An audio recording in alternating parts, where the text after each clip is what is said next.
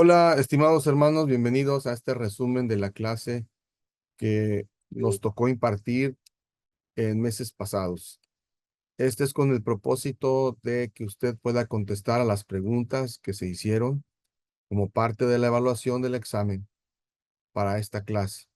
Así que vamos a hacer un breve repaso, no va a ser muy largo. Pongan mucha atención y entonces traten de responder a las preguntas que se les va a enviar para que ustedes con cuidado puedan responder. ¿Ok? Bueno, voy a comenzar entonces con mi presentación y hacer este repaso que ustedes ya vieron. Eh, Ustedes recordarán, y voy ahora a utilizar la presentación, que hablamos de un concepto llamado hermenéutica. En la enseñanza como en la predicación es muy importante esta palabra, porque esta palabra es actualmente es una ciencia que se encarga de estudiar los principios y las reglas de interpretación de un texto antiguo. Pero en la Biblia hay una hermenéutica que se llama hermenéutica bíblica.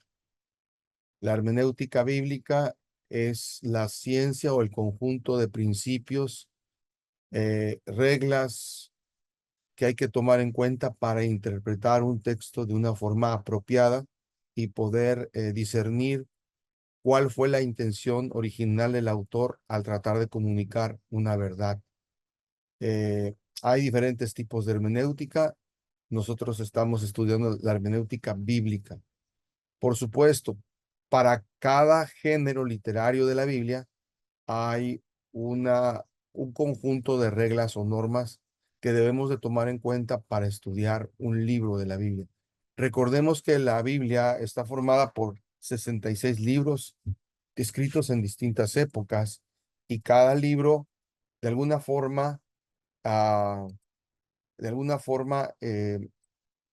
desarrolla un género literario, poesía, genealogía, legislaciones, narrativas, eh, todos estos estilos literarios, proverbios, parábolas, metáforas, requieren de un tipo de norma para poder ser interpretadas, un conjunto de principios, porque no es lo mismo, pues, interpretar poesía que narrativa.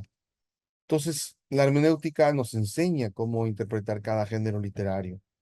Después, nosotros hablamos de otro elemento, que es la exégesis. La exégesis es la aplicación de los principios de la hermenéutica para interpretar y discernir el sentido original que el autor quiere comunicar en el texto bíblico. Por eso la hermenéutica es muy importante, porque es la que establece la metodología. La hermenéutica es una ciencia filosófica también que nos muestra bajo qué método o principios o conjunto de reglas vamos a someter el texto bíblico para interpretarlo y hacer un exégesis, que es el siguiente paso. Si yo dentro de la hermenéutica pienso que la Biblia es un libro no inspirado, voy a usar una hermenéutica diferente. Pero si yo considero que la Biblia es un libro inspirado, entonces eso va a influir en mi hermenéutica, es decir, en mi manera como yo voy a interpretar el texto y pues eso va a influir en la metodología, cómo lo voy a estudiar al interpretar el texto. Entonces, como les dije en la clase, la hermenéutica es el manual de recetas y la exégesis es la aplicación de las recetas del manual para hacer el postre. En otras palabras, la hermenéutica es la ciencia que presenta estos principios, la exégesis los utiliza para hacer la interpretación, analizar el texto, tratar de discernir lo que el autor quiere decir. Y entonces, después de hacer ese estudio del texto, de analizarlo, entonces comienza la reflexión, es decir, ¿qué me enseña este texto acerca de Dios? ¿Qué reflexiones puedo hacer a partir del estudio del texto? Estas reflexiones van conformando mi teología, que es el estudio de Dios, es decir, son las reflexiones, las aplicaciones, las revelaciones que yo tuve del texto bíblico y que de alguna forma me van a ayudar a entender o a tener un cuadro o una comprensión de Dios en alguna faceta de su carácter. Entonces yo aquí ya estoy haciendo teología, pero vean cómo todo va dependiendo de una cosa. De alguna forma todos somos teólogos, pero nuestra teología, ¿de dónde se basa? De nuestro razonamiento, obvio, pero el razonamiento puede razonarlo, ahora sí, perdón la redundancia, puede razonar desde la perspectiva de la revelación bíblica o puede simplemente razonarlo en sus propias formas de autorreflexión. Nosotros hacemos teología no en base a nuestros pensamientos, sino en base a la revelación que se nos ha dado. Algunos dicen, ¿cuál es la diferencia entre filosofía y teología? Bueno, la filosofía es el estudio de las reflexiones que yo hago con mi propio razonamiento. Y a partir de mi razonamiento trato de encontrar significado a la vida y a Dios. Pero la teología no parte del hombre, parte de la revelación. En este caso, de la reflexión que hace sobre la revelación escrita. Así que al hacer teología, al final de cuentas, lo más importante es la aplicación, porque sin la aplicación no tiene ningún caso hacer teología. La teología es la reflexión, pero al final de cuentas nos lleva a la aplicación. Este texto del cual me habla de Dios, ¿cómo lo puedo aplicar a mi propia vida? ¿Cómo puedo yo poderlo eh, obedecer o qué mandato Dios me está pidiendo que haga o cómo va a funcionar a mi vida? Y entonces, pues ahí viene lo que es la homilética. La homilética es la aplicación de la teología a mi vida. Pero la homilética, más que eso, es la ciencia y el arte de estructurar mensajes relevantes, bíblicos, expositivos, que nos ayuden a comunicar lo que Dios quiere para mí a través de una reflexión teológica, a través de un exégesis y una hermenéutica. Entonces podemos decir que la aplicación es la teología práctica que se desarrolla a través de la homilética. La homilética, a su vez, como dije, es la ciencia que se encarga de estructurar el bosquejo o hacer el bosquejo, desarrolla los puntos que quiere comunicar y entonces a partir de aquí viene la predicación. La predicación es la exposición de el mensaje bíblico que ya está estructurado, está bosquejado y está definido por puntos gracias a la ciencia de la homilética. Todos vean cómo es que todo está relacionado. Ningún predicador, no importa su estilo de predicación o enseñanza, ahora que vemos este asunto, ¿verdad? Mucha gente dice, ¿cuál será el mejor estilo, no? Predicar un texto, hacerlo expositivo, contar una historia, hacerlo un poco dinámico, dialogar con el público, hacer teatro.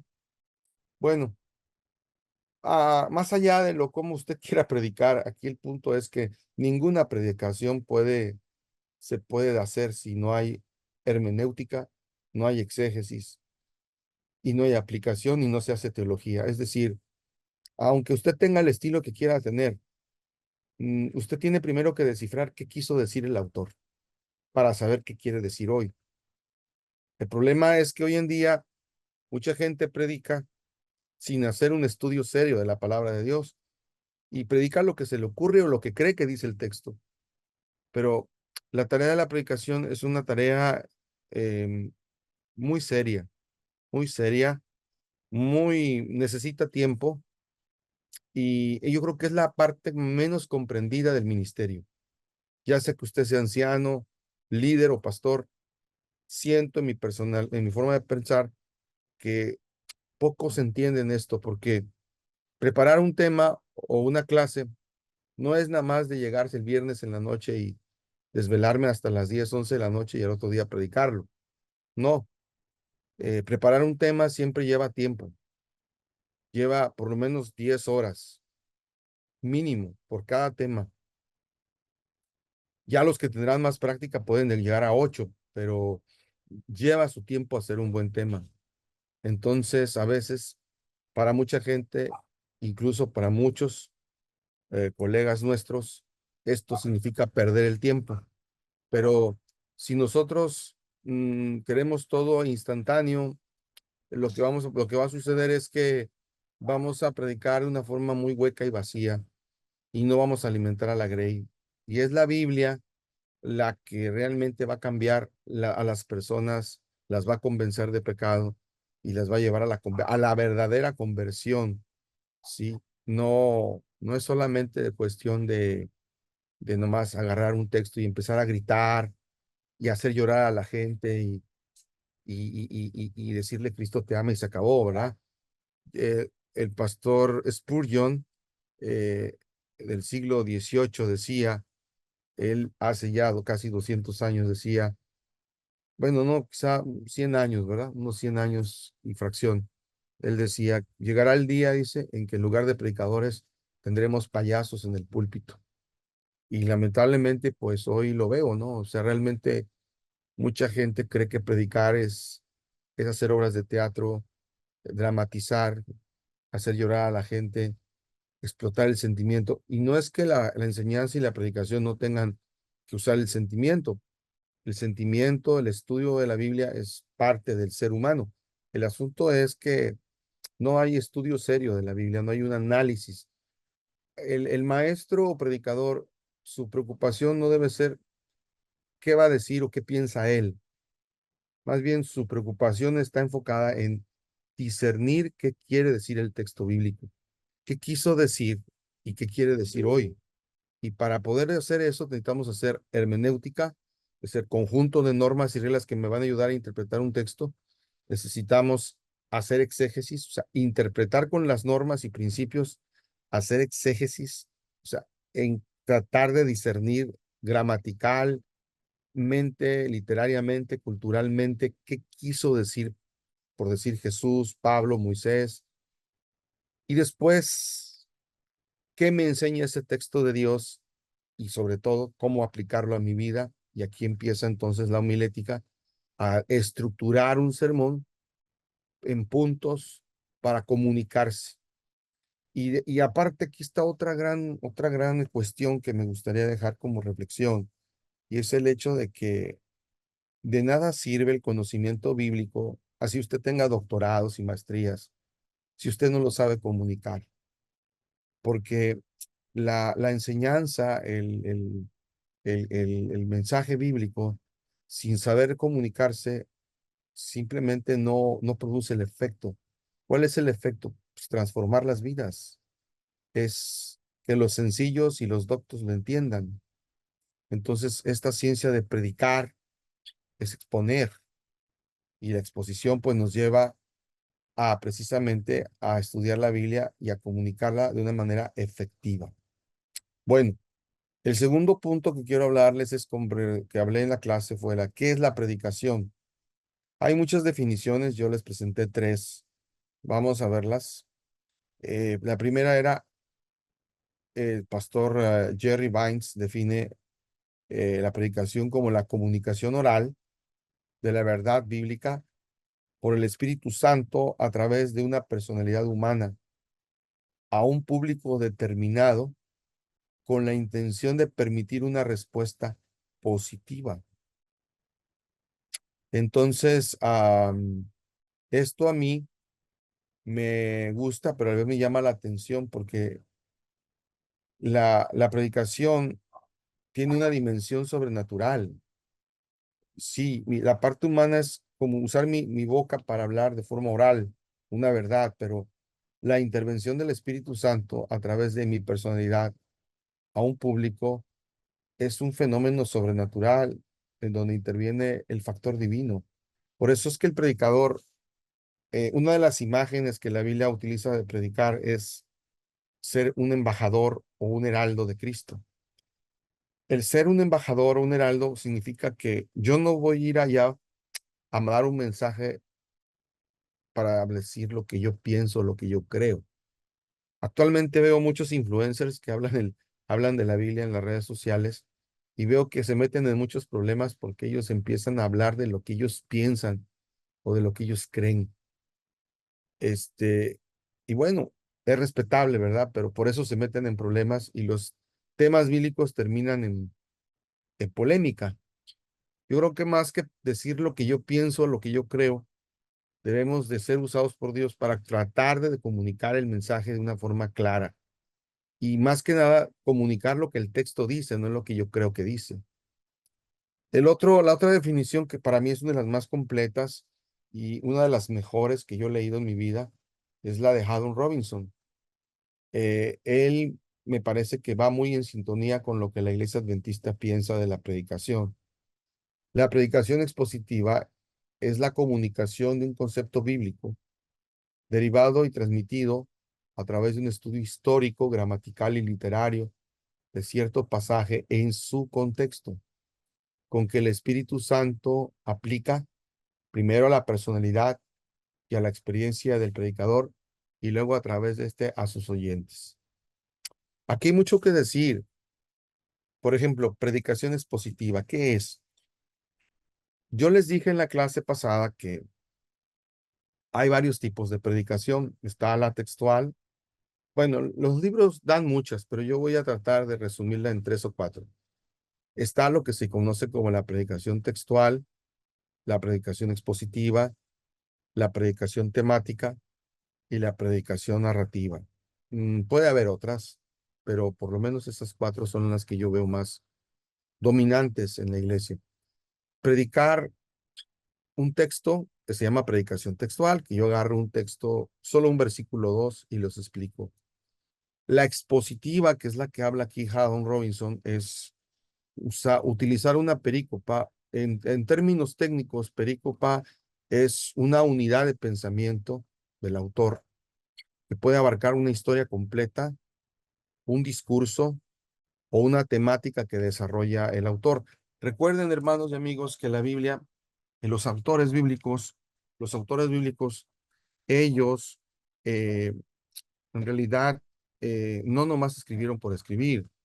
Eh, Muy probablemente a lo largo de toda su carta o a lo largo del libro, o de los libros narrativos o poéticos, ellos desarrollaban temas centrales y subtemas. Es decir, cada libro tiene como propósito, tiene como objetivo desarrollar un tema general, pero a lo largo de su carta o de su libro presenta subtemas que enriquecen al tema general. Por ejemplo, ahorita estamos estudiando una lección y se maneja un tema y ese es el tema principal. Entonces, la predicación expositiva se basa en un subtema, ¿no? En una unidad que puede abarcar 7, 8, 9, 10 versículos, puede abarcar un capítulo, puede abarcar 4, 5 versículos, pero es un subtema de los que manejan los autores bíblicos. Puede ser hasta un libro completo, pero lo que tiene la predicación expositiva es que detrás de esa perícopa, de esa unidad de pensamiento, hay un concepto bíblico que me habla de una verdad atemporal, una verdad que debo de entender, que quiso decir y que quiere decir hoy. Entonces, para poder hacer eso, yo necesito estudiar el texto desde la perspectiva histórica, gramatical y literaria. Es decir, cuándo se escribió, por qué se escribió, en qué fecha se escribió, en qué momento histórico se escribió, qué quiere decir la frase, cómo la interpreta Pablo, cómo la interpretan los apóstoles, cómo la interpreta Jesús, cómo se interpreta en el Nuevo Testamento, cómo se interpreta en el Antiguo Testamento, y literario, es decir, qué tipo de literatura es, qué estilo lleva, cuáles son los rasgos principales del carácter literario de la carta o la narrativa. Entonces, también dice Haddon, dice, en cierto contexto, es decir, necesitamos no solamente leer el texto, sino el contexto, no solamente del texto bíblico, sino de todo el libro, si es posible. Y claro, volvemos a ver la intervención divina a través del Espíritu Santo, que aplica esta verdad que se encuentra en la Biblia al que estudia y luego entonces a la experiencia del predicador y finalmente se comunica a los oyentes. Porque pues el primer sermón es el mismo predicador. El predicador va a encontrar una experiencia con Dios, como cuando Moisés habló con Dios en el santuario, ¿no? Y dicen que cuando salía del santuario la gente veía la gloria reflejada en su rostro. Igual el predicador cuando se encuentra con Dios, habla con Dios, sale del santuario y comunica la gloria, no solo a través de su rostro, sino a través del lenguaje oral. Hay otra definición muy bonita que a mí me gusta, y es esta. Dice: la predicación bíblica expositiva es la comunicación de la verdad de una perícopa, o sea, una unidad de pensamiento de la escritura, discernida por la exégesis. Volvemos al tema, ¿no? El estudio gramatical, histórico, literario, y de su aplicación a un cuerpo específico de creyentes para que puedan ser conformados. Y aquí viene la parte que me gusta, ¿no? ¿Cuál es el propósito de la predicación o de la enseñanza? Ser conformados a la imagen de Cristo para la gloria de Dios con todo el poder del Espíritu Santo. Ahora, yo les mencioné que habían varios tipos, ¿no? De predicación. Tanto la textual, o sea, la de 2, 3 versos, más la expositiva, requieren de un estudio serio como el que está expuesto en estas definiciones. De hecho, todas las predicaciones lo requieren. La narrativa también, y también la temática. La diferencia entre una expositiva y una temática es que en la temática no se estudia un texto completo, sino se estudia un tema que se desarrolla en toda la Biblia o en ciertos libros de la Biblia, y abordan temas desde la santidad, los mandamientos, el sábado, hasta temas contemporáneos como el aborto, el tema de la homosexualidad, el tema de la ética, el tema del trabajo, el tema del cuerpo y la salud. Son temáticos. Y está el otro, que es el narrativo, que es contar una historia bíblica y sacar aplicaciones. En todas se requiere hacer exégesis y en todas se requiere aplicar las reglas hermenéuticas. De hecho, yo diría que eso nadie se escapa. Ahora, la diferencia es que en el temático yo doy temas, o sea, la iglesia adventista se caracteriza más por sermones temáticos. Eso en cierta medida es bueno, pero es malo, porque la reina de las predicaciones es la expositiva, porque explicamos un pasaje, enseñamos a la grey cómo estudiar la Biblia, y al mismo tiempo hacemos que la gente crezca en el conocimiento y comprenda verdades más profundas. Los temáticos son muy interesantes y se deben preparar muy bien, pero son un poco más fáciles a veces, ¿no? El peligro de los temáticos es saber escoger los textos, porque hay textos que a lo mejor no hablan del tema, pero nosotros los forzamos a que hablen del tema. Y ahí hay que tener cuidado. Por eso cuando uno hace un sermón temático, o sea, cuando uno busca un tema en la Biblia para predicarlo, uno tiene que ver si el texto bíblico que uno va a usar o los textos que va a usar eh, quieren comunicar eso que yo quiero comunicar, o los estoy forzando. Por eso es importante que cada texto que yo utilice conozca bien el contexto para que yo pueda hacer verdaderamente un buen tema, un buen sermón temático. Y el tema narrativo, a veces el problema es que tampoco se hace un estudio serio y se hacen aplicaciones muy superficiales, incluso chistosas, ¿no? Pero más allá de eso, el predicador debe asegurarse de que lo que va a decir realmente es lo que dijo el autor. Aquí tengo yo un cuadro, ¿verdad? Que podríamos resumir un poco lo que hasta aquí he dicho. La hermenéutica es la ciencia que nos ayuda a aplicarla en un texto bíblico para discernir qué quiso decir el autor, que es la exégesis. Es la exégesis, es el estudio, el texto bíblico, es el estudio, el tratar de entenderlo, interpretarlo, estudiando su lenguaje, su literatura, el contexto histórico, el contexto sociocultural, el contexto literario, en fin. En otras palabras, quiero saber qué quiso decir el autor bíblico. Y entonces aquí viene lo que yo llamo la aplicación, ¿ya? La aplicación es, bueno, ya que sé qué quiso decir, ahora debo de entender qué significa hoy ese texto bíblico para nosotros. Ahora, aquí vemos también los dos extremos de la predicación, que para mí son malos. Hay gente que predica y da mucha información, es como que da una clase de historia, ¿no? Le habla de arqueología, de cuándo escribió la carta a Pablo, en qué fecha, le da datos históricos, mucha cultura, mucho contexto bíblico, pero no hay aplicación, no hay, todo es árido, es puro conocimiento, pero ¿de qué me sirve? Hay que recordar que cuando uno enseña o predica, uno tiene que ponerse en el lugar de la Grey. La Grey tiene necesidades, tiene luchas, hay soledad, hay depresión, hay pecados sexuales, hay, hay pérdida de trabajo, hay problemas matrimoniales. Entonces, la información que tú me des, aunque es muy importante, no es suficiente. Pero luego tenemos el otro extremo, que hay predicadores que se enfocan solamente en decir qué quiere decir el texto hoy, sin saber qué quiso decir antes. Y eso es peligroso porque aquí yo puedo hacer una, en lugar de una exégesis, hacer una eisegesis. Es decir, de alguna forma yo hago que el texto diga algo que no dijo o no quiso decir. Y no hay un estudio serio de la Biblia, es una aplicación muy espiritual. Sí, la gente lo entiende, le gusta. A veces lo hacen de forma cómica, chistosa, a veces lo hacen muy formal.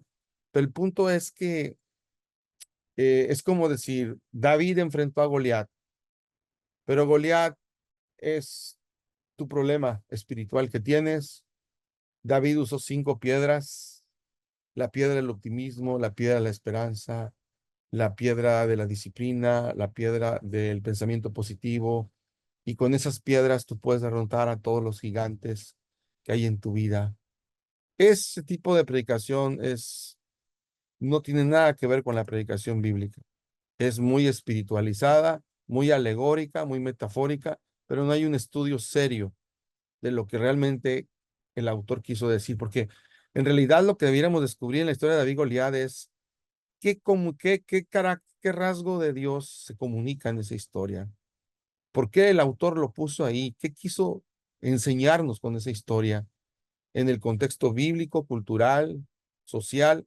¿Y qué verdad hoy en día se aplicaría a nosotros? Pero tenemos que estudiar el texto con mucha seriedad. Aquí es donde entra pues la homilética y la predicación. Vean lo que dice este autor que lo leímos en la clase.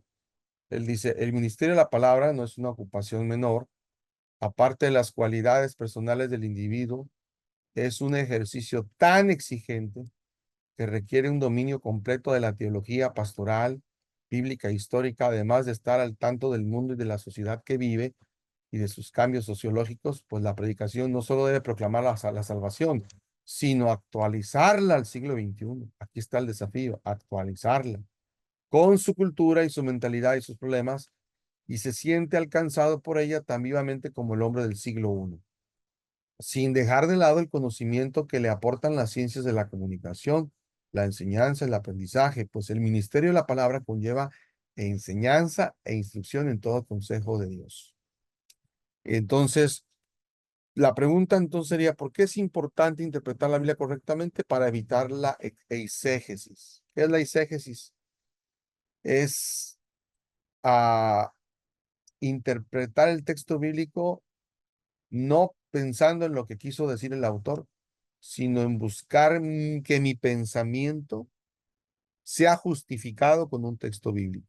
En otras palabras, la eisegesis es que mis ideas, mis opiniones y mi teología que yo tengo la imponga en el texto bíblico, la imponga.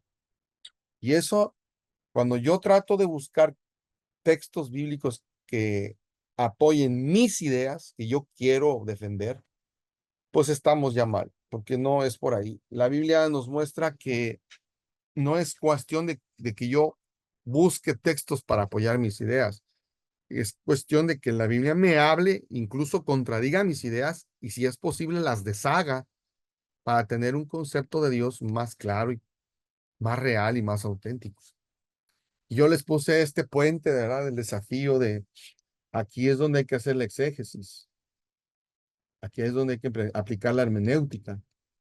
¿Por qué? Porque quiero saber qué quiso escribir, qué quiso decir el escritor, pero tengo que tomar en cuenta la hermenéutica, que son los principios de interpretación. ¿Por qué? Porque me van a ayudar a poder, eh, ¿cómo se llama? Entender el texto, ya que entre el escritor original y yo hay una distancia muy enorme. La distancia la pone la cultura, el lenguaje, el tiempo y la historia. Entonces, este puente nos ayuda a entender mejor el mundo antiguo para luego entonces aplicarlo al mundo moderno. Bueno, también yo les dije que muchas de las pepitas para enseñar y hacer sermones en realidad vienen de nuestro estudio de la Biblia de forma devocional, donde estudiamos el texto, hacemos bosquejos, observamos, preguntamos, hacemos una interpretación del texto con la hermenéutica, la ciencia que nos ayuda a interpretar mejor los textos, más nuestras vivencias. Al final todo eso lo aplicamos y arreglamos un sermón. Así es como nosotros podemos implementar esta enseñanza. También yo ya les dije cómo es que una cosa es la hermenéutica y la exégesis, que es saber el significado del texto, y la aplicación es cómo ese texto que quiso decir hoy puede funcionar en mi vida. Y de ahí que les mostré que cuando nosotros estudiamos un texto para preparar un sermón, por ejemplo, necesitamos primero definir cuál es el tema principal del texto y qué necesidad o qué verdad bíblica necesita la congregación. Y puse ejemplos o ejercicios. Vamos a ver algunos de ellos, pero antes, por ejemplo, si hiciéramos un sermón de Mateo 19, 1 al 12, que habla del divorcio,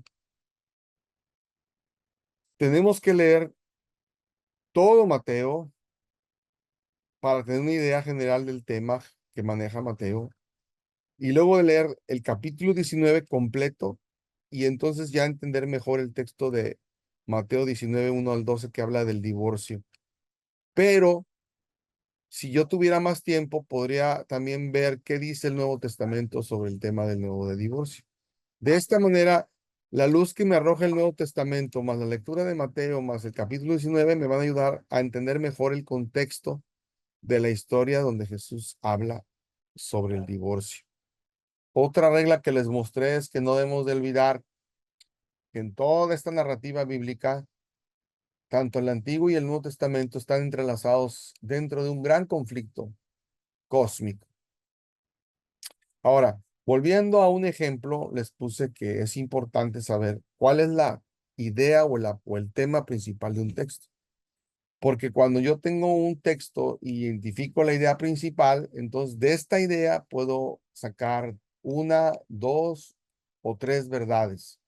Aunque se pueden descubrir más verdades, pero yo les mencionaba que para enseñar o para predicar no hay como tres o cuatro puntos, porque finalmente esos tres o cuatro puntos es el tiempo que tenemos para exponer. Así que los puntos no surgen del texto bíblico, que no surgen del texto bíblico, pertenecen a otro discurso, pero no a tu sermón, porque la idea es que los puntos y el tema general salgan del texto bíblico. Y les puse un ejemplo. Salmo 117 es un salmo de los más cortos de la Biblia. Lo leímos varias veces y notamos que el tema general del texto pues era nada menos y nada más que la alabanza o por qué todos deben de alabar al Señor. Y aquí está, ¿verdad? Alabad a Jehová, naciones todas, porque. Entonces, si hay un por qué, es porque hubo una pregunta. ¿Por qué todos deben de alabar al Señor? Y entonces notamos que lo deben de alabar porque han engrandecido sobre nosotros su misericordia y la fidelidad de Jehová es para siempre. Entonces yo del tema central, que es por qué todos deben de alabar a Dios, saco 2 puntos.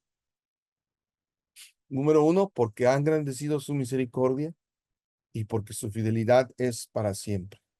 O sea, del texto saco el tema central y luego saco los puntos principales.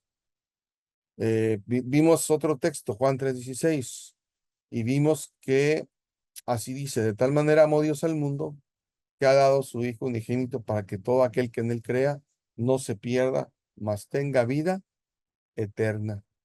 Entonces yo les pregunté de qué habla o cuál es el tema principal de este versículo. Ustedes me dijeron, o varios de ustedes me dijeron, el tema es el amor de Dios y la salvación de Jesús. Así es.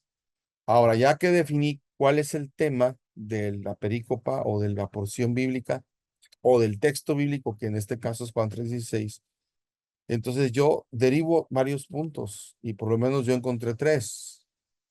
¿Qué dice la Biblia Juan 3:16 sobre el amor y la salvación? Dios amó al mundo, dio a su Hijo unigénito y también dice que todo el que cree tiene vida eterna. Aquí ya tengo 3 puntos derivados de un texto. Ahora mi tarea es comunicar cada punto, explicarlo, hacerlo sencillo para que el creyente lo entienda y lo pueda aplicar a su vida.